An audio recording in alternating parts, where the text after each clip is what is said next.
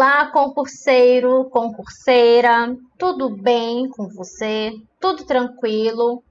Seja muito bem-vindo à nossa live aqui do site Tapa na Pobreza. Sinta-se em casa. Chegue mais, pegue o seu caderninho, pegue sua caneta, tire todas as distrações perto de você. Fique aconchegado aí, se ajeite. Pegue um copo d'água, um cafezinho, um suquinho, um chá, não importa. O que você utiliza para se hidratar, para tomar, para ficar mais esperto, para acordar, pode trazer. Traz, prepara todas as coisas aí, preste atenção na aula, desliga o celular, bota no modo avião, bota no silencioso, vamos prestar atenção aqui na live, beleza? Meu nome, Patrícia, sou sua professora aqui no site Tapa na Pobreza, professora de epidemiologia, professora de políticas públicas, de vigilância em saúde e uma série de outras disciplinas, que não venhamos ao caso, beleza?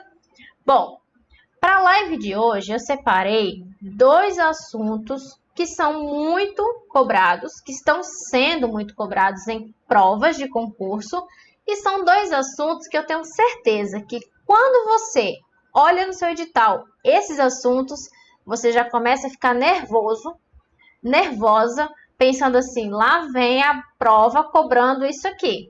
Que coisa chata, que coisa difícil, não gosto de estudar esse assunto, não gosto de estudar isso, porque é muito difícil, é muito complicado, é muita coisa. Calma lá, quais são esses assuntos? Políticas públicas. Tenho certeza que você, enfermeira, que está estudando para concurso público, na hora que você olha seu edital e tem lá políticas públicas, história do SUS, epidemiologia, tarará, você já faz o quê? Meu Deus, essa prova vai ser chata, vai ser difícil, tá me cobrando políticas públicas, tá me cobrando epidemiologia, são assuntos difíceis, chato, é muita leitura, eu não entendo nada, eu leio, não entendo, vou resolver a questão, fico mais perdido que cego em tiroteio. Pronto, já dá aquele medo de primeira. Pois agora, você não vai mais ter esse medo. Nós vamos estudar os assuntos de políticas públicas. Especificamente, dois assuntos dentro de políticas públicas. Por que eu escolhi políticas públicas e não epidemiologia? Porque políticas públicas, assim como epidemiologia, é um assunto que você foge, que você não gosta muito de estudar. Tenho certeza.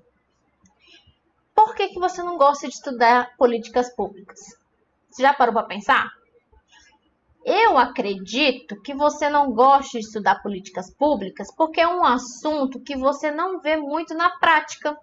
Diferente de um assunto que você estuda para concurso, por exemplo, de urgência e emergência, de pediatria, de saúde do idoso, saúde do homem, saúde da mulher. São assuntos que, além da teoria, você tem mais contato na prática. Agora, políticas públicas.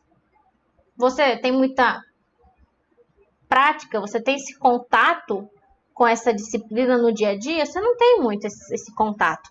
Você conhece mais por estudar, por fazer exercício. Raramente, dependendo de onde você é, dependendo da sua cidade, do seu estado, do seu município, dependendo do local onde você trabalha, pode ser que você tenha no seu dia a dia alguma coisa ali de políticas públicas sendo aplicada. Mas é muito difícil. Vamos ser sinceros. Convenhamos que é muito difícil nós acharmos aquilo que está na teoria do SUS sendo aplicado exatamente igual na prática, certo? Então, primeiro ponto, você tem um pouco de receio de estudar esse assunto. Mas agora nós vamos clarear um pouco a disciplina de políticas públicas. Se você, já vou dar um recado aqui, se você é novo aqui no canal, nunca ouviu falar de site Tapa na Pobreza, nunca ouviu falar, caiu de paraquedas aqui, não me conhece, nunca assistiu uma aula minha, eu já vou te dar uma dica. Uma dica de amiga. Presta atenção. Eu falo demais. eu vou prometer que eu vou fazer de tudo mesmo, para que esta live não fique muito extensa. Eu vou evitar falar muito, vou trazer uma live mais prática, tá? Mais para você clarear um pouco a sua mente sobre o assunto, facilitar um pouco mais o seu estudo, mas eu vou procurar ao máximo, tá? Vou me esforçar muito para não estender muito, para não falar muito, certo? Já começou por aqui. Já começamos a live, a professora já está falando muito e nem começou a mostrar os slides. Então, vamos lá. Vamos para os slides para você saber, descobrir quais são os dois assuntos de políticas públicas que nós vamos falar nesta live, beleza? Então, vem comigo para o nosso slide. Então, pronto. Nós vamos falar sobre a Política Nacional de Humanização e a humanização no pré-natal e nascimento, certo? Estes são os dois assuntos que nós iremos tratar na live de hoje. Primeira coisa, Política Nacional de Humanização, você também pode ouvir falar como Humaniza SUS, tá? É a mesma coisa? É a mesma coisa. Só não confunda um aspecto. Tem questão de concurso que trata somente do assunto Política Nacional de Humanização e tem questão que trata somente de Humaniza SUS.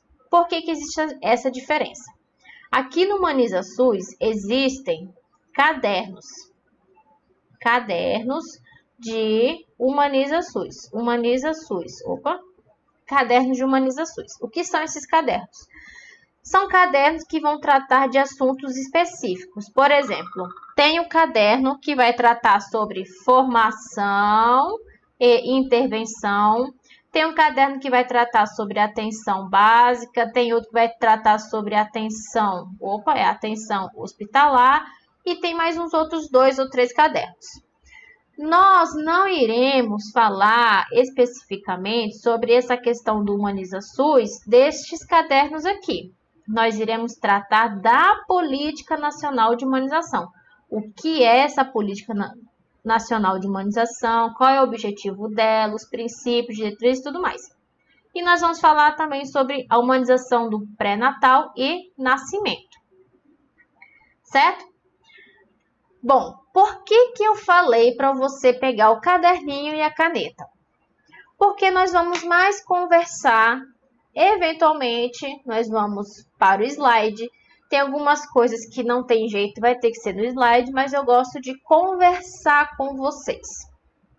Eu não estou vendo vocês, não estou olhando a carinha de vocês, mas vocês estão olhando a minha carinha. Vocês estão me enxergando, certo? Então, vamos lá. Para você entender o que é a Política Nacional de Humanização, você tem que entender um pouquinho sobre o SUS. Então, vamos fazer uma retrospectiva.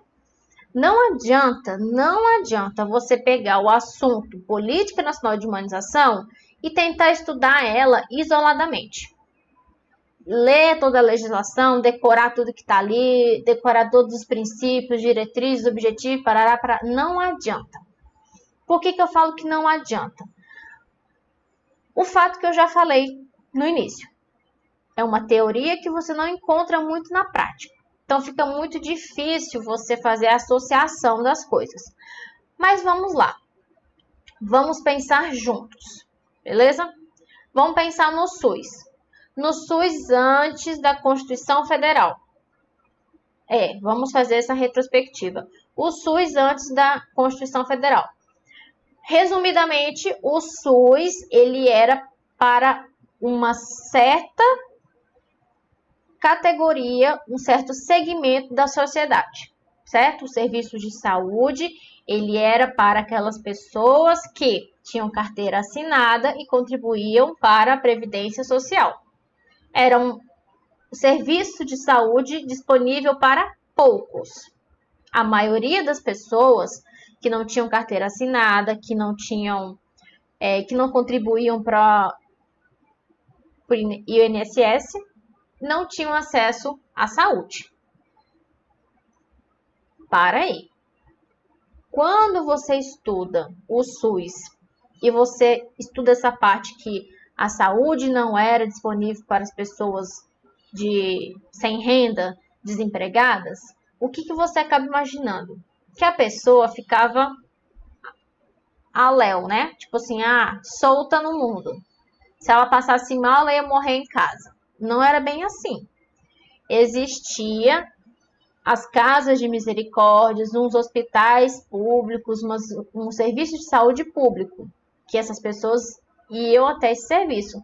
Mas não tinha médico, medicamento.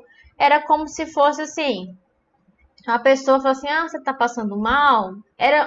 Se você acha, se você imagina, se você é dos brasileiros, todo mundo é assim, que vê o SUS hoje, o Sistema Único de Saúde hoje, em 2021, como um sistema que não funciona, imagina um serviço público antes da Constituição Federal.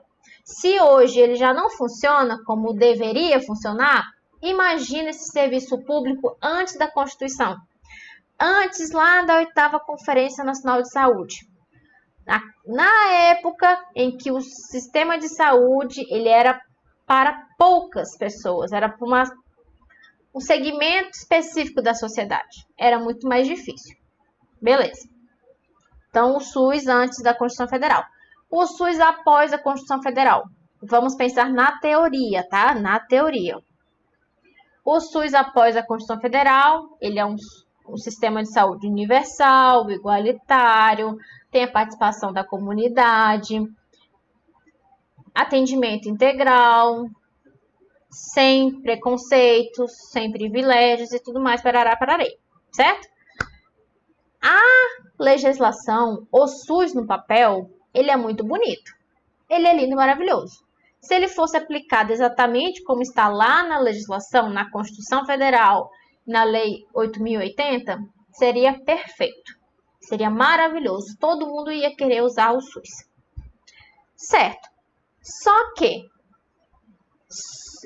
o fato de existir uma lei dizendo como que o SUS tem que ser, um SUS humanizado, né? Todo mundo fala isso, de SUS humanizado, um parto humanizado, um atendimento humanizado. Mas o que seria esse atendimento humanizado? O que seria esse SUS humanizado? O que seria? Então, não basta eu ter a teoria ou só a lei, porque a lei vai determinar como que tem que ser. Eu preciso de algo que vai regulamentar aquilo para garantir que aquilo está sendo cumprido, para garantir que tudo que está ali na Constituição, que tudo que está na Lei 8.080 seja cumprido na realidade. E a Política Nacional de Humanização, ela vem basicamente para isso, para garantir que os princípios e diretrizes do SUS sejam aplicados, sejam executados na prática, beleza?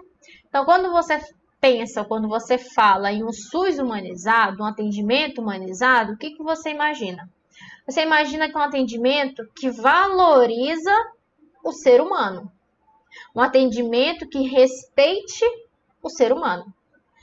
Tanto o ser humano quanto o paciente, como o ser humano profissional, certo? Então, tem os dois lados da moeda. Não pense que atendimento humanizado, um SUS humanizado, está focado só no usuário, só no paciente. Não, está focado também no trabalhador, no profissional de saúde, beleza? Então, quando você pensa na Política Nacional de Humanização, você tem que pensar assim, é uma norma, é uma portaria, é um texto, é um programa que veio para garantir que todos os princípios e diretrizes do SUS sejam cumpridos na prática, que eles saiam da teoria, saiam do papel e sejam aplicados na prática, na realidade. Para quando o usuário for até a unidade básica de saúde ou quando o usuário, o paciente, for até um serviço de saúde público, ele receba o atendimento de acordo com as diretrizes e princípios do SUS.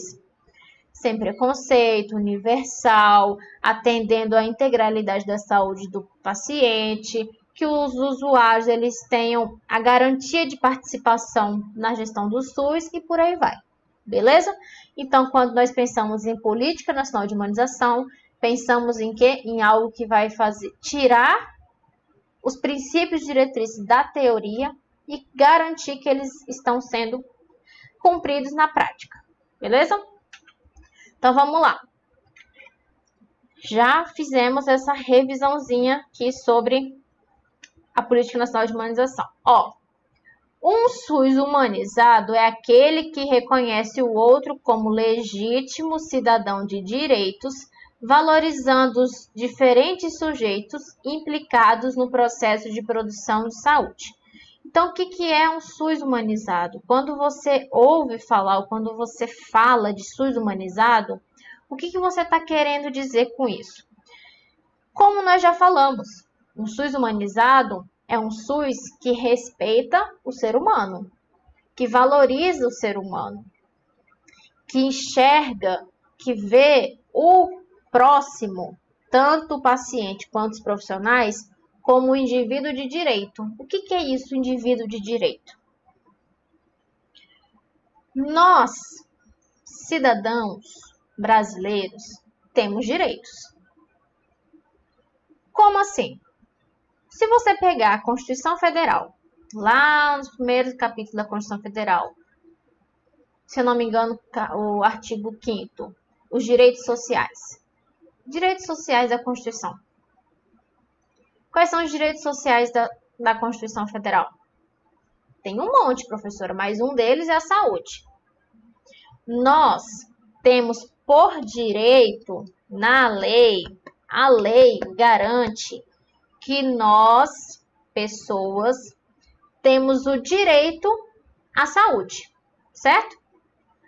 Por que eu tenho garantia disso? Por que eu falo com convicção que você tem o direito previsto em lei à saúde? Bom, não vou dar uma aula de direito administrativo nem de legislação, porque eu não sou capacitada para isso, o suficiente. Mas o que eu posso dizer é o seguinte: existe uma hierarquia entre as leis. A Constituição Federal é a lei máxima no nosso país. Então, é como se a Constituição Federal fosse a rainha, fosse a toda poderosa. Nenhuma outra legislação municipal ou estadual pode ir contra o que está na Constituição Federal. Então, se a Constituição Federal disse que é direito seu a saúde, nenhuma lei, nenhuma norma, nenhum decreto, nenhuma instrução normativa, nenhuma emenda constitucional, nada pode tirar este direito da saúde que você tem. Nada. Então, tudo que está lá na Constituição Federal é direito, tipo assim, concreto não, direito firmado. Nada pode tirar esse direito seu. Então, quando você fala de o SUS humanizado, o que é isso?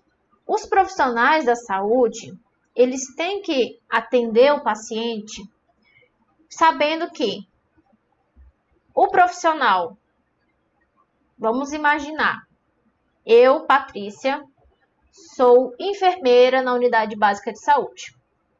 Enquanto eu estou nesta função de enfermeira na atenção básica de saúde, eu não estou atendendo o paciente como Patrícia, como enfermeira Patrícia. Eu estou atendendo o paciente como estado, como município. Eu estou exercendo uma atribuição do Estado. Como o Estado, o município, os estados e o Brasil não são pessoas físicas, são pessoas jurídicas, vamos dizer assim, não são pessoas físicas de você pegar, né, na pessoa, o que acontece? Se o Estado tem o dever de garantir a saúde, como que esse Estado vai realizar a atividade para garantir a saúde à população? Por meio de pessoas físicas que irão executar as ações específicas. Então, na atenção básica, quando eu Patrícia, enfermeira, estou atendendo um paciente, eu estou exercendo uma atribuição do Estado, estou em nome do Estado. E eu tenho que enxergar o meu paciente como um cidadão de direito. É um cidadão que ele tem o direito à saúde e ele veio até a unidade básica de saúde buscar esse direito.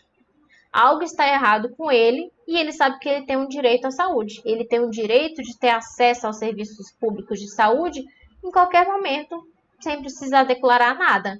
Ele está buscando aquele direito. Então, o profissional tem que enxergar isso. E tem que enxergar também que ele, o paciente, é uma pessoa que tem conhecimentos, ele tem ideias, ele tem julgamentos, ele pode decidir o que ele quer, o que ele não quer, o que é melhor, o que não é melhor. Existe essa comunicação, deve existir essa comunicação. Essa comunicação entre profissional e paciente é o que torna o SUS humanizado.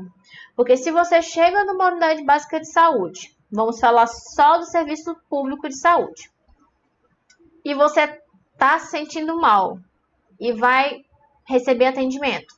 O médico não olha na sua cara, o médico não olha no seu olho, o médico não pergunta nada, o médico não demonstra nenhum interesse, o médico só fica assim. Qual é o seu nome? Idade? O que você está sentindo? Tá, eu vou te passar esse medicamento, você vai... Sabe aquele atendimento que todo mundo já passou por isso? Todo mundo. Seja você só um cidadão, seja você um profissional que em algum momento teve que receber um atendimento. Teve que ser o paciente. Todo mundo já passou por uma situação dessa. Todo mundo. Todo mundo. Se não passou, um dia vai passar. Tenho certeza. Mas vamos lá. Um atendimento desse, o cidadão, o paciente, sai mais desmotivado do que motivado. O médico, o profissional, pode até ter receitado o medicamento certo, o medicamento pode sim melhorar a saúde do paciente, mas a forma como ele foi atendido muda totalmente, desmorona totalmente a vida dele. Fala assim, meu Deus, que médico horrível, serviço público não presta, meu Deus, que médico ruim, nossa, atendimento ruim, eu vou na unidade básica de saúde, ninguém sabe de nada, eu pergunto lá na portaria, ninguém sabe de nada, a pessoa nem olha na minha cara, a pessoa nem vai não sei o que. Isso é uma forma de tratamento não humanizado, uma pessoa não se sente bem. Como é que a pessoa vai procurar a unidade básica de saúde ou serviço público de saúde se ela tem essa sensação, se ela tem essa experiência de ir até o serviço de saúde e ser mal atendida, as pessoas serem mal educadas, não ter um pingo de paciência, não olhar na cara dela, não responder ou responder olhando para o outro lado, uma falta de respeito. Então, a Política Nacional de Humanização, ela busca mudar isso, transformar completamente essa forma do SUS, trazer o SUS para ser um pouco mais humanizado, beleza? Então tá, o SUS é humanizado, é aquele que reconhece como legítimo cidadão, valorizando seus diferentes sujeitos implicados no processo de saúde e doença. Ótimo. Opa! Política Nacional de Humanização. Como eu já coloquei aqui, vamos deixar assim mesmo. Tais mudanças são construídas não por uma pessoa ou grupo isolado, mas de forma coletiva e compartilhada. Ok, essa imagem. Várias pessoas, 1, 2, 3, 4, 5, 6, 7, 8. 8 pessoas estão sentadas em uma mesa conversando. Por que eu coloquei essa frase aqui, ó, que eu tirei lá da Política Nacional de Humanização? Para que eu consiga mudar alguma coisa, eu não consigo fazer essa mudança só com uma pessoa. Não sei se você já ouviu a frase. Nem sei se isso é uma frase, o que é isso, mas enfim.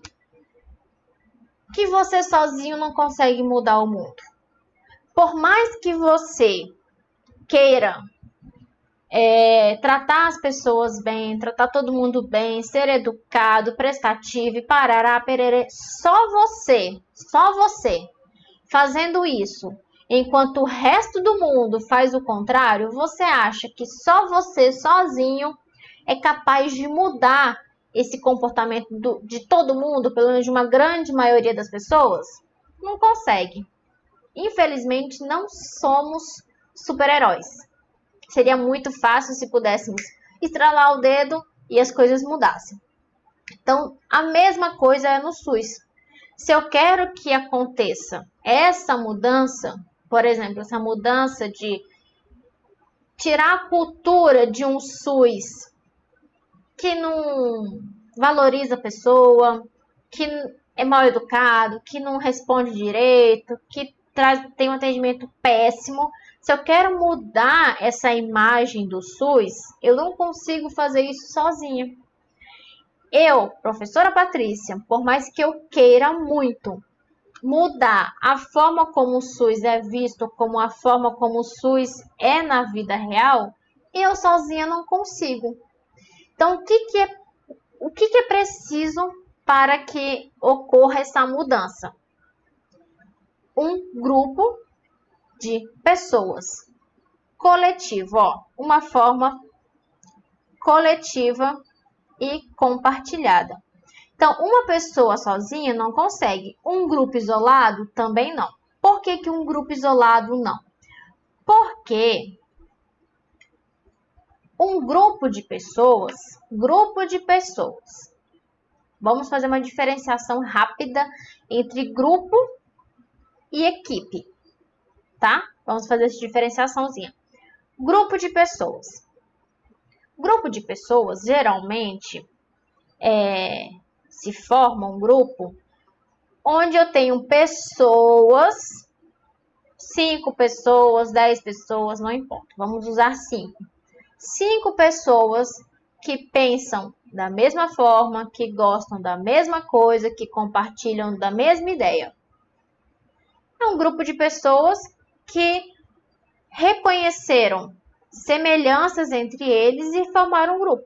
Por exemplo, grupo de estudantes, um grupo de pessoas que está estudando para uma determinada disciplina, para uma prova, um grupo de médicos, um grupo de enfermeiros, um grupo de nutricionistas, um grupo de pais, um grupo de adolescentes, um grupo de gestantes, um grupo de idosos, um grupo de hipertensos, um grupo de diabéticos. Perceba que, por mais que eu tenha neste grupo, por exemplo, de hipertensos e diabéticos, eu posso ter pessoas com idades diferentes e sexos diferentes, eles têm uma coisa em comum.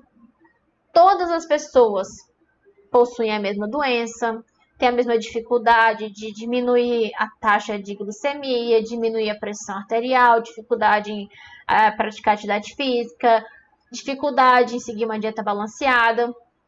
Grupo de gestantes. Por mais que sejam mulheres de faixas etárias diferentes, mas todos estão ali para quê? Conversar e discutir, compartilhar experiências, evoluções, como que está a gestação, enjoo, tal, crescimento, bebê mexeu, não mexeu. Grupo de pessoas. Então, não dá para eu pegar um grupo de pessoas isoladas e tentar mudar o mundo.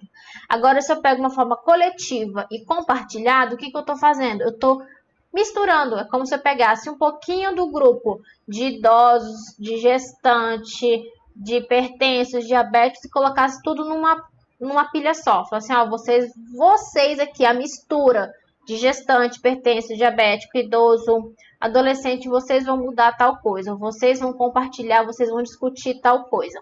Por quê? São ideias e pensamentos totalmente diferentes, são situações diferentes, são desafios diferentes, cada um tem um desafio, cada um vai dizer, olha, na minha situação é melhor que tal coisa aconteça assim. Olha, eu tenho essa dificuldade, porque queria que alguém pensasse em como pudesse melhorar, me ajudar. Então, a Política Nacional de Humanização, ela traz essa mudança, mas não de forma isolada. Não com um grupo isolado, nem com uma pessoa, mas com uma equipe. várias pessoas envolvidas, pessoas diferentes, com pensamentos diferentes, com ideias diferentes, pessoas totalmente diferentes, certo? Então vamos lá. Ó, comunicação entre as pessoas. Nós temos aqui dois tipos de comunicação. Ó, dois tipos de comunicação. Comunicação 1 e comunicação 2. Qual é a diferença entre essas duas formas de comunicação?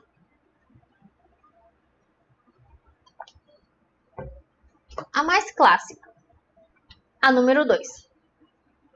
É o que geralmente acontece nas salas de aula. Em salas de aula. O professor está aqui escrevendo no quadro e os alunos estão sentados em linha, certo? Só que o que acontece aqui? A pessoa que está sentada aqui, ó, nessa cadeira, vou até trocar aqui a cor. A pessoa que está sentada nessa cadeira aqui, ela consegue visualizar as costas, né? Um pouquinho dessas pessoas aqui, ó. Todo mundo. Por exemplo, vou apagar aqui. A pessoa que está sentada aqui. A pessoa aqui na frente. Se ela estiver fazendo alguma coisa errada, mexendo no celular, escrevendo, essa pessoa aqui não consegue ver o que ela está fazendo. Ela tem uma visão limitada dessas pessoas, certo? Se essa pessoa daqui, ó, daqui da frente, começa a falar, a perguntar alguma coisa para a professora, alguma coisa, o coleguinha aqui de trás escuta a voz. Mas ele não consegue ter uma visão da pessoa, não consegue visualizar a cara, o rosto da pessoa. A professora, né, a professora que está aqui, a professorinha que está aqui, ela já consegue ter uma visão de todo mundo. Ela consegue enxergar a cara de todo mundo. Por que que é importante enxergar a cara de todo mundo? Porque quando nós estamos nos comunicando, nós inconscientemente nós fazemos gestos corporais. E esses gestos corporais são expressões do nosso corpo que irão dizer para o outro se eu estou interessada na conversa, se eu estou entediada, se eu estou querendo ir embora, se eu estou agoniada, o que está acontecendo. Por exemplo, se você está conversando numa mesa, certo? E a pessoa está com os braços apoiados na mesa, assim, ó, bem com o corpo para frente. Por mais que a pessoa não perceba, mas ela está demonstrando para você que ela está interessada na conversa, que ela está achando legal a conversa. Agora, se a pessoa está assim, ó, de braço cruzado, encostado lá na cadeira, assim, com a cara de tédio, batendo o pé, toda hora olhando o relógio, toda hora mexendo no celular, você já sabe que a pessoa não está interessada. Ou a pessoa fica olhando para outras coisas. Ah, é verdade, é legal. Você sabe que a pessoa não está interessada. Na comunicação aqui da Política Nacional de Humanização, busca-se uma conversa em círculos. Por quê? Porque aqui, neste formato de comunicação, todo mundo consegue se enxergar. Todo mundo consegue visualizar o outro, ó. Todo mundo consegue. Ou seja, se, por exemplo, vou tentar terminar de desenhar aqui, ó. Ó, todo mundo tá olhando um para o outro. Aqui, ó, o azulzinho. Bem bagunçado, mas vamos lá. Se o carinha aqui, ó, se o número 1 tá falando, todos conseguem ouvir melhor, prestar atenção, conseguem observar mais o que a pessoa tá falando. Muitas pessoas, eu acredito que muitas pessoas acabam falando, gesticulando, gostam de desenhar, se for explicar alguma coisa, pega um papel e desenha e tal. Se eu estou numa roda, eu consigo fazer isso e todo mundo consegue participar. Agora, se eu estiver na sala de aula, no modelo aqui de cadeirinhas, igual da sala de aula, igual da sala de aula. Se esse aluno daqui está gesticulando alguma coisa e não é um gesto muito grande, se é um gesto assim mais curtinho, quem está lá atrás não consegue nem perceber, às vezes não consegue nem ouvir direito. Às vezes a voz da pessoa não chega lá no fundo com tanta clareza. Então isso dificulta. Então a comunicação aqui na Política Nacional de Humanização é uma conversa mais em círculo, em rodas de conversa. É rodas de conversas. Pronto, lembrei o nome. São rodas de conversas. Então, conversas. Eita, vou escrever de novo. Aqui, na política nacional, busca-se mais rodas de conversas. Rodas de conversas, não esse modelo aqui de sala de aula. Ó, incluir os trabalhadores na gestão é fundamental para que eles, os trabalhadores, no dia a dia reinventem seus processos de trabalho e sejam agentes ativos das mudanças no serviço de saúde. Incluir usuários e suas redes sociofamiliares nos processos de cuidado é um poderoso recurso para a ampliação da corresponsabilização no cuidado de si. Qual é outro fundamento? Qual é o outro ponto que a Política Nacional de Humanização trabalha? A inclusão. Inclusão do quê? Incluir os trabalhadores e os usuários. Como assim, professor? Incluir no quê? Em que aspecto?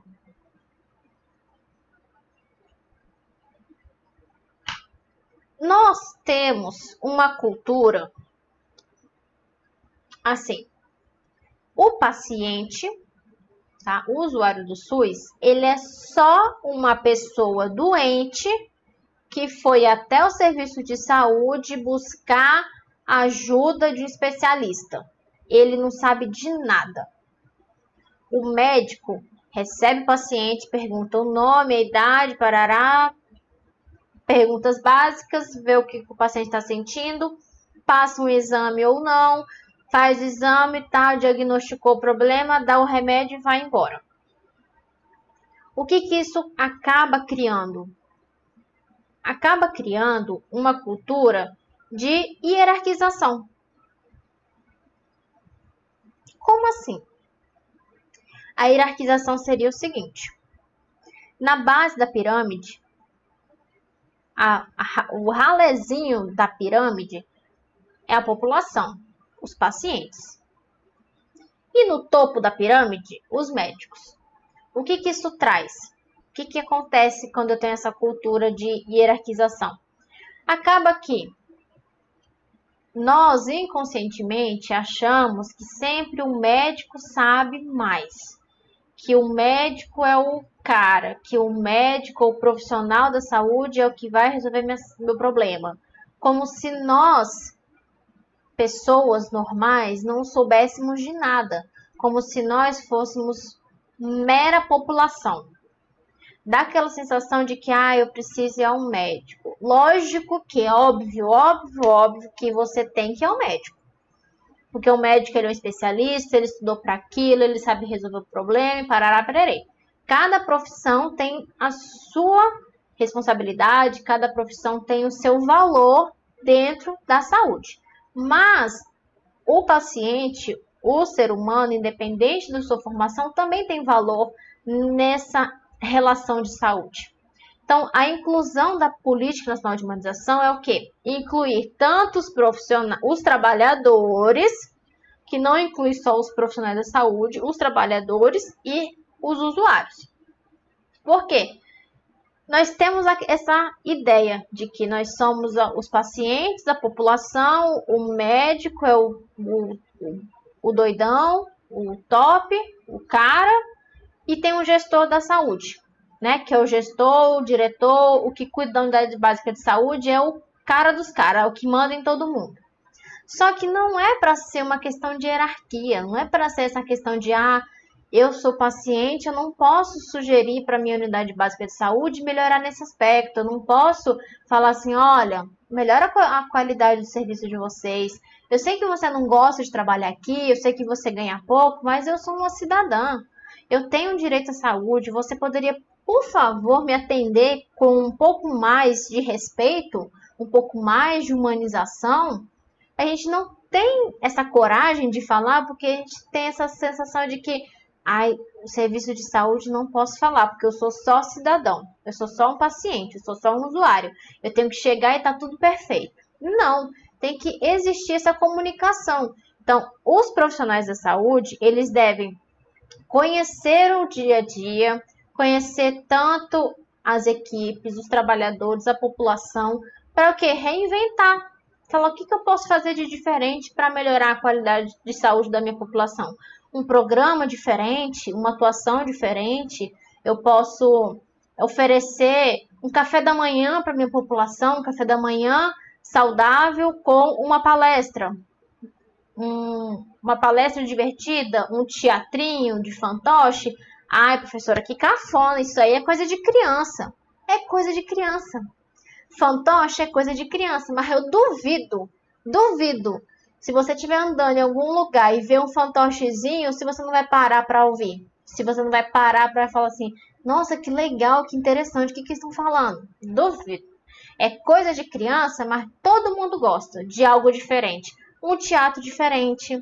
Já imaginou? Ia ser muito legal se chegássemos à unidade básica de saúde e encontrássemos personagens, pessoas fantasiadas, por exemplo, do sítio do Pica-Pau Amarelo, uma Emília, uma mulher fantasiada de Emília, atendendo os adultos, os idosos.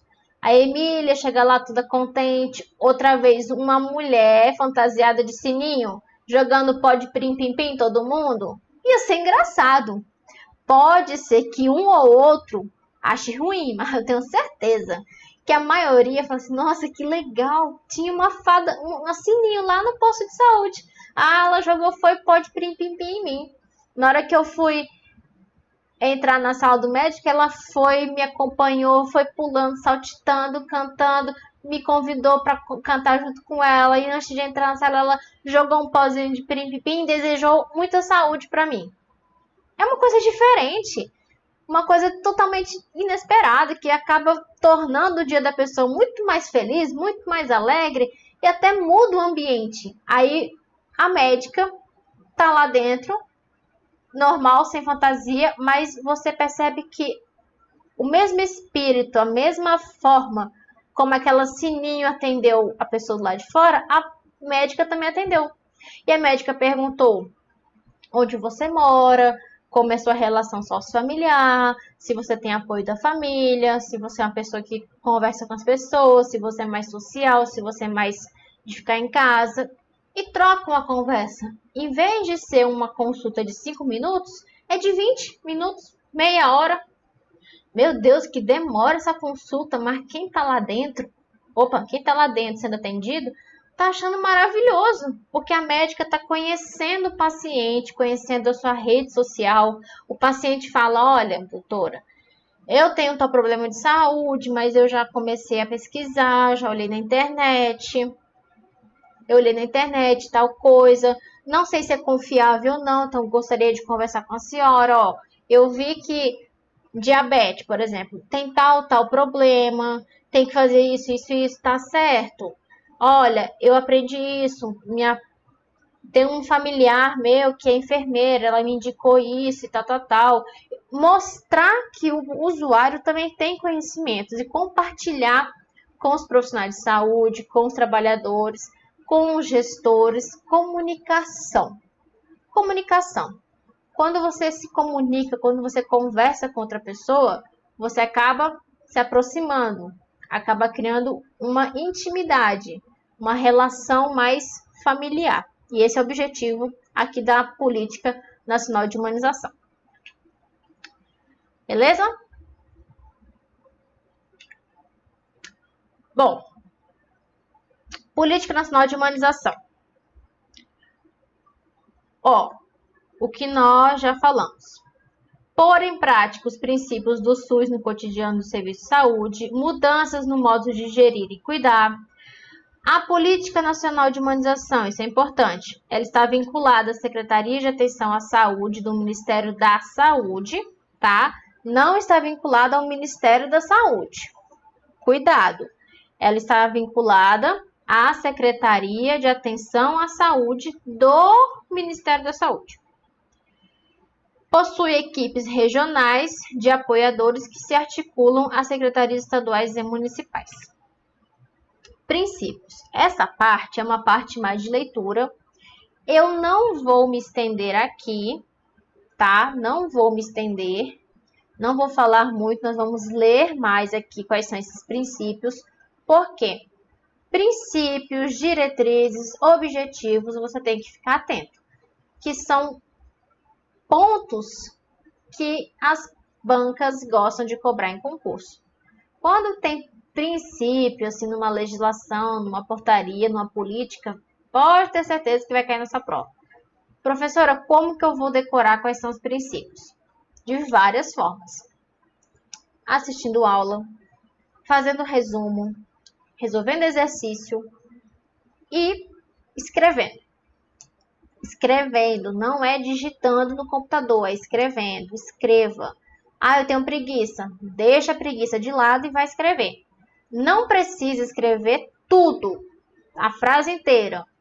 Escreva as palavras que irão te ajudar a lembrar futuramente. Entendeu? Então, vamos lá. Princípios. Então, nós estamos aqui nos princípios da Política Nacional de Humanização. Transversalidade. E já vou botar os outros. Indissociabilidade entre atenção e gestão. Protagonismo, corresponsabilidade e autonomia dos sujeitos e coletivos. Por que eu já coloquei tudo?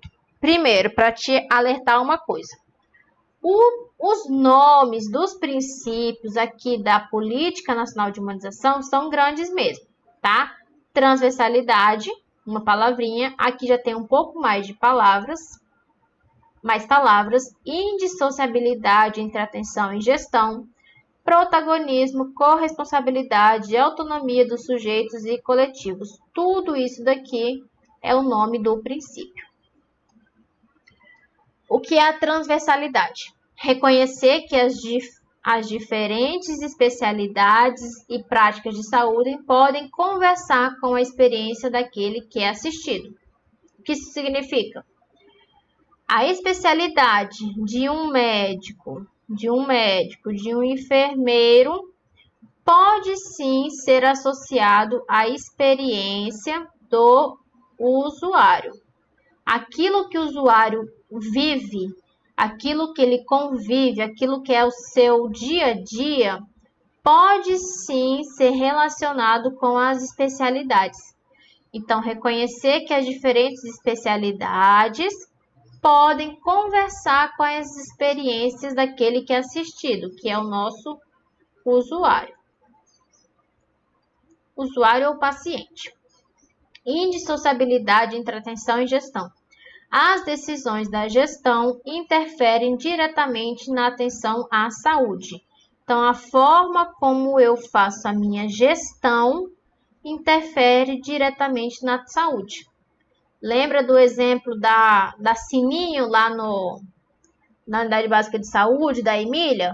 É uma forma de gestão, uma forma de atender o paciente que faz toda a diferença na atenção à saúde. Protagonismo, corresponsabilidade e autonomia dos sujeitos e coletivos. Qualquer mudança na gestão e atenção é mais concreta se construída com a ampliação da autonomia e vontade das pessoas envolvidas, que compartilham responsabilidades. Então, as pessoas envolvidas, usuário, trabalhador, gestor, profissional de saúde, eles têm autonomia e vontades próprias. E se eu junto essa autonomia, essa vontade, eu consigo mudar a minha gestão muito melhor do que se fosse separadamente. Diretrizes, também da Política Nacional de Humanização, lembrando que, ó, estrelinha aqui, é importante, cai em prova. Acolhimento. Reconhecer o que o outro traz como legítima e singular necessidade de saúde. Reconhecer o que o paciente está trazendo. Reconhecer a necessidade do paciente, ouvir o paciente. Gestão participativa. Cogestão expressa tanto a inclusão de novos sujeitos no processo de análise e decisão, quanto a ampliação das tarefas de gestão. Trazer para dentro da gestão usuários, trabalhadores e os próprios gestores. Ambiência. Quando você ver esta palavra ambiência, lembre-se disso aqui, ó, espaço. Ambiência, criar espaço saudável, acolhedor e confortável. O que é ambiência? O que é esse espaço saudável, professora? Não estou entendendo nada. O espaço saudável é a estrutura física, onde tem parede, teto, chão, cadeira. O espaço físico. Se você chega a uma unidade de saúde, que ela é toda alegre, colorida, com flores, com plantas, com, sei lá, os trabalhadores bem vestidos, sorrindo, alegres, de vez em quando aparece um personagem, igual nós tínhamos falado, isso muda totalmente o ambiente. Cria um ambiente mais saudável. Você vai, por exemplo, lá na sala de vacina. A sala de vacina é uma sala toda branca, com uma maca, uma cadeira e uma geladeira.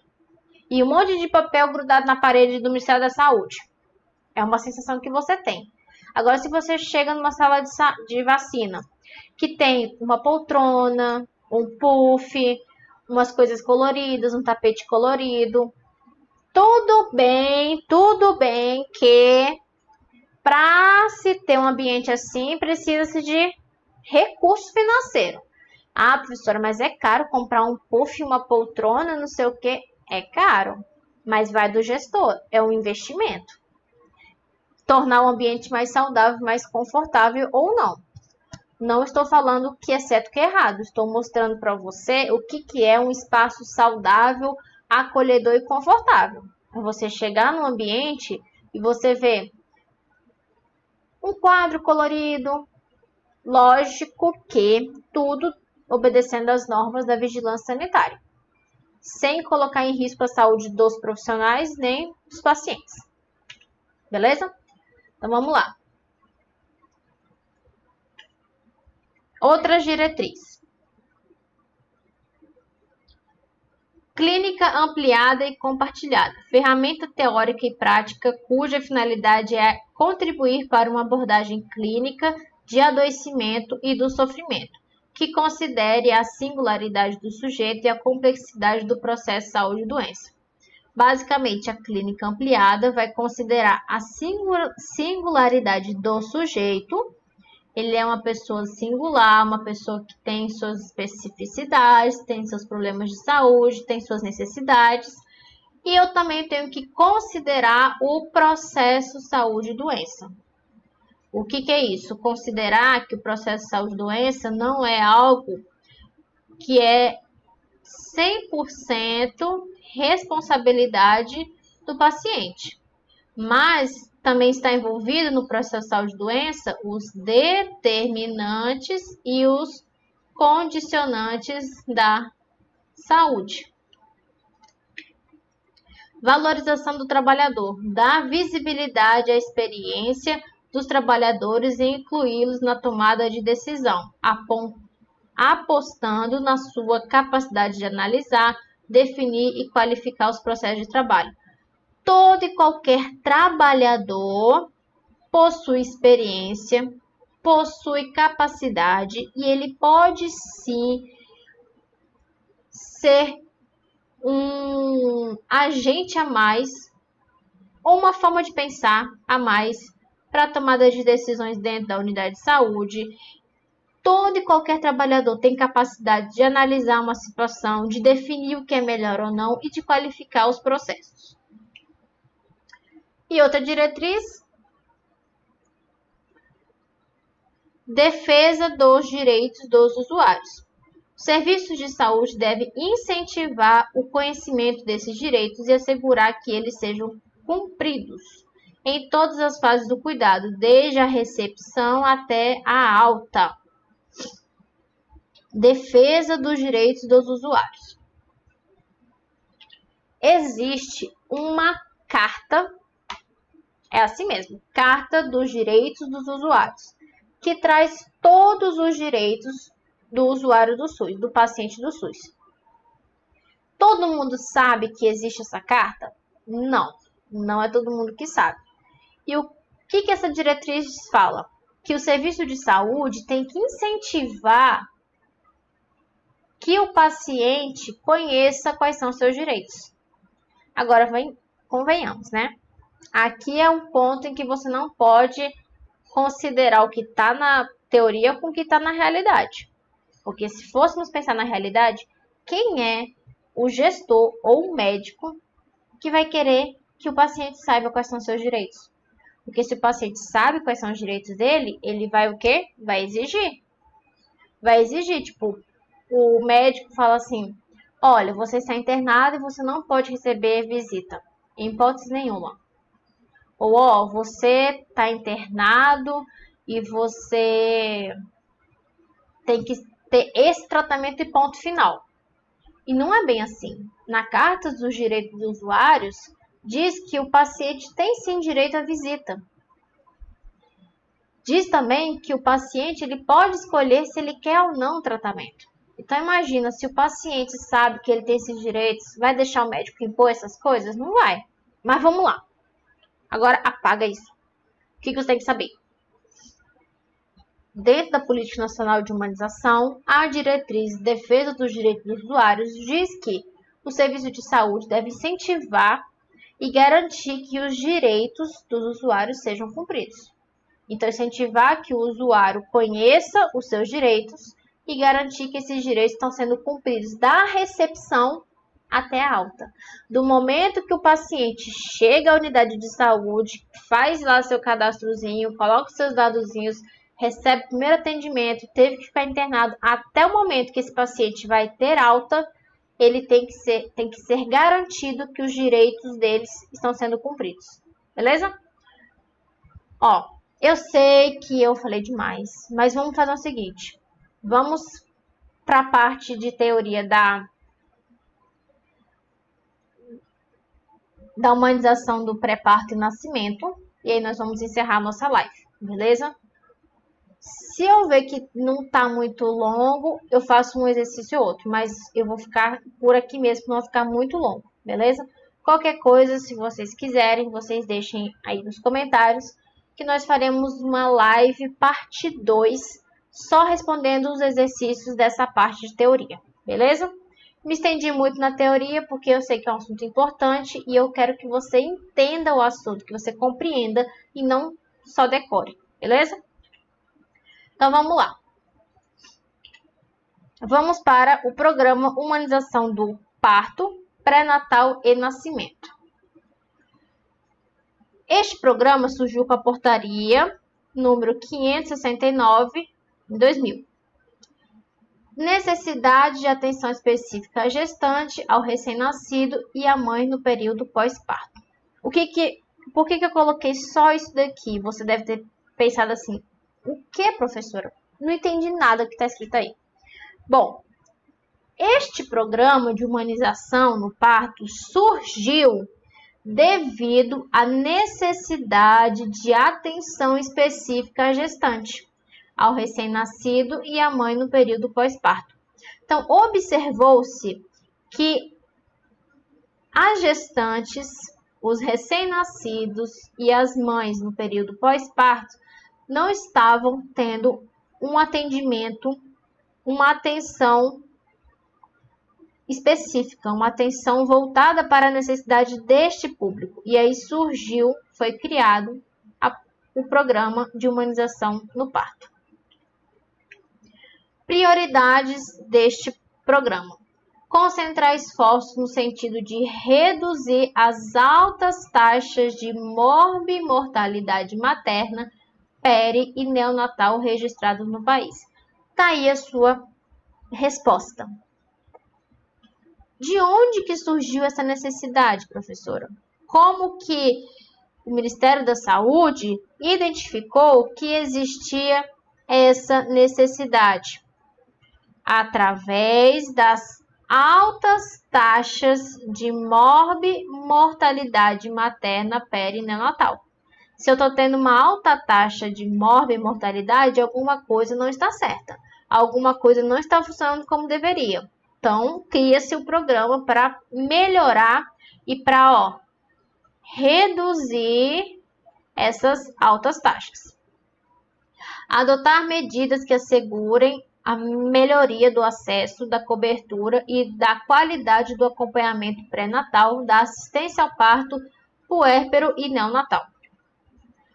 Ampliar as ações já adotadas pelo Ministério da Saúde na área de atenção à gestante, como investimento na rede estadual de assistência à gestante de alto risco, incremento de custeio de dinheiro, de procedimentos específicos e outras ações como maternidade segura. Qual o objetivo do programa de humanização ao parto? Assegurar a melhoria do acesso, da cobertura e da qualidade do acompanhamento pré-natal, da assistência ao parto e puérpero, à gestante e ao recém-nascido na perspectiva dos direitos de cidadania. Direitos de cidadania. Percebeu-se que este público não estava recebendo atendimento na perspectiva dos direitos de cidadania. Um parto humanizado. Humanizado. O que seria? Humanizado. Um atendimento ou um parto que respeite a gestante, que valorize a vida da gestante, do neonatal, do puérpero e por aí vai. Princípios deste programa. Toda gestante tem direito ao acesso a atendimento digno e de qualidade no decorrer da gestação, do parto e puérpero. Toda gestante tem direito de saber e ter assegurado o acesso à maternidade em que será atendida no momento do parto. Toda gestante tem direito à assistência ao parto e ao puérpero e que esta esteja realizada de forma humanizada e segura, de acordo com os princípios gerais de condições estabelecidas na prática médica. Todo recém-nascido tem direito à assistência neonatal de forma humanizada e segura. Eu vou te dizer, se neste programa está garantindo atendimento humanizado e seguro para a gestante, para o recém-nascido, você já imagina e você já sabe que antes do programa existia uma falha muito grande nesse aspecto. Atendimento à gestante não estava sendo de forma humanizada, muito menos segura, a mesma coisa com o recém-nascido. Além do programa de humanização do parto, nós temos uma lei que vai complementar aquilo que está no programa, que é a lei do acompanhante, conhecida como lei do acompanhante, a lei número 11.108 de 2005. Beleza?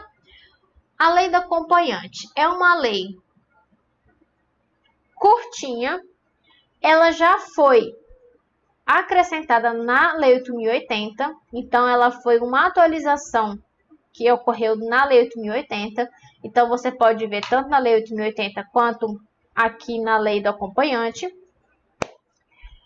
É um trechinho pequenininho e todas as questões de concurso cobram esse trechinho pequenininho, então não tem erro. Não precisa decorar. Se você entender e lembrar das informações importantes desse trechinho, qualquer questão de concurso que vier cobrando isso, você vai acertar sem nenhum problema. Beleza? Então, a lei do acompanhante, a lei que altera a lei 8.080, altera a lei 8.080 onde? No capítulo 7, no capítulo do subsistema de acompanhamento durante o trabalho de parto, parto e pós-parto imediato. Beleza? Então, esta lei vai atualizar esse capítulo da Lei 8.080. Você pode ler esse trecho diretamente na Lei 11.108 ou lá na Lei 8.080, no capítulo 7. O que diz o capítulo 7? Aqui foi da Lei 8.080 que eu coloquei para vocês. O capítulo 7, artigo 19J. Os serviços de saúde do Sistema Único de Saúde, SUS, da rede própria ou conveniada, ficam obrigados a permitir a presença junto à parturiente de um acompanhante durante todo o período de trabalho de parto, parto e pós-parto imediato. Então, o que você tem que ter de informação aqui? Lembrar, qual informação tem que lembrar? Os serviços de saúde são obrigados a permitir um acompanhante junto à parturiente ou à gestante durante todo o período de parto. Não é só no trabalho de parto. É em todo o período. Trabalho de parto, no parto e no pós-parto. Parágrafo 1º. O acompanhante de que trata o caput deste artigo será indicado pela parturiente. O que significa? O acompanhante, quem vai decidir, quem vai acompanhar a gestante durante todo o trabalho de parto, parto e pós-parto, não é o médico. Não é o médico que vai definir quem será o acompanhante. Não será o gestor. Não. Quem vai decidir quem será o acompanhante é a própria paciente, é a própria gestante, a própria parturiente. Isso aqui é importante. E para finalizarmos, parágrafo 2º. As ações destinadas a viabilizar o pleno exercício dos direitos de que trata este artigo constarão do regulamento da lei a ser elaborado pelo órgão competente do Poder Executivo. Que legal. Direito é direito e não se cobra. Taxa de disponibilidade para acompanhante de parto é ilegal. O que fazer se cobrarem? O consumidor deve relatar o fato à sua operadora de plano de saúde e esta tomará as devidas providências. Solicite o protocolo desse atendimento e com ele você poderá fazer uma reclamação na ANS. Beleza, isso aqui é para casos de parto em serviços privados. O que você tem que lembrar? Os pontos mais importantes dessa lei do acompanhante é esse trecho aqui que eu falei, que o serviço de saúde ele é obrigado a permitir um acompanhante junto à parturiente durante todo o período de trabalho de parto, parto e pós-parto. Isso aqui cai em prova. Esse trecho aqui cai muito em prova. E este aqui também, cai na prova. Também é outro ponto que é muito cobrado em prova. Que é o quê? O acompanhante da gestante será indicado pela mesma. Então, não é o médico, não é o gestor, não é o familiar, não é ninguém. Quem indica o acompanhante é a própria gestante. Lei 11.108. É direito de toda mulher a escolha de seu acompanhante.